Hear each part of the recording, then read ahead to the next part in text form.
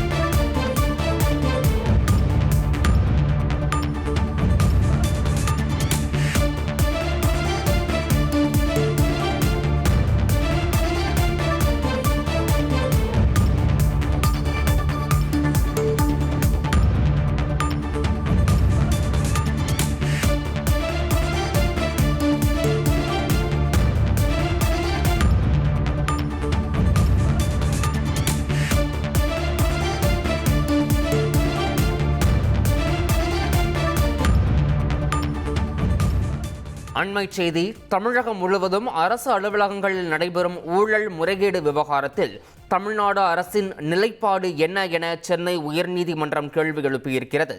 தமிழகத்தில் உள்ள சிறைகளில் கைதிகள் தயாரித்த பொருட்களை விற்பனை செய்ததில் 14 கோடி ரூபாய் அளவிற்கு முறைகேடு நடந்துள்ளதாக மத்திய தணிக்கைத்துறை கூறியது தொடர்பான வழக்கில் உயர்நீதிமன்றம் இந்த கேள்வியை எழுப்பியிருக்கிறது. இதனை அண்மை செய்தியாக பார்த்து வருகிறோம்.